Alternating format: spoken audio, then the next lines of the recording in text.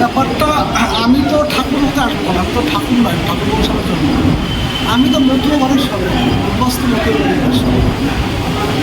আমি মতুয়াদের কাছে আমি তাদের আশীর্বাদ নিতে এসেছি, আমি তাদের কাছে আশীর্বাদ নিতে এসেছি।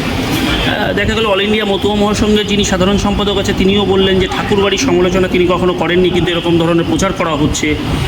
যেমন এটা প্রথম থেকে বলছি, ঠাকুর বাড়ি আমার মাথায় ছিল, মাথায় আছে, মাথায় থাকবে।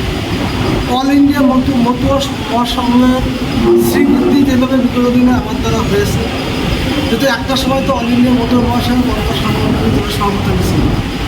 পরবর্তীতে যেভাবে আমাকে ব্যবহার করেছে অল ইন্ডিয়া মতুয়া মহাসংঘ, আমার ক্ষুদ্র চেষ্টা করে তার স্বীকৃতি দেওয়ার চেষ্টা করেছে বিগত দিনে, আগামী দিনে আরও বেশি করার চেষ্টা করবো। এখানে এটা নিয়ে কোনো দ্বিমত নেই। এটা নিয়ে কি কোনো দ্বিধাগ্রস্ত অবস্থান রয়েছে? না, এটা আমি সেটা নেই তেমন।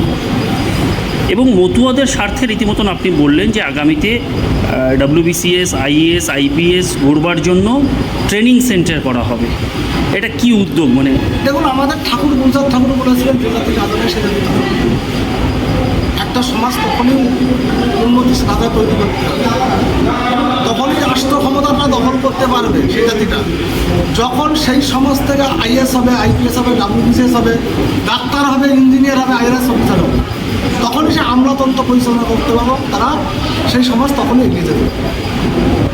সেক্ষেত্রে কি আগামীতে এরকম আপনি বললেন রাজ্য জুড়ে এরকম ট্রেনিং সেন্টার করা হবে? রাজ্য জুড়ে না, সারা ভারতবর্ষ জুড়ে আমি চেষ্টা করবো। মতুয়ারা আমার সাথ দেন, ডাউন করো মতুয়ারা যদি আমাকে সাথ দেন, আমি সর্বদা চেষ্টা করবো আমার শেষ রক্তবন্দিতে এই প্রোগ্রামটা করে দেওয়ার চেষ্টা করবো।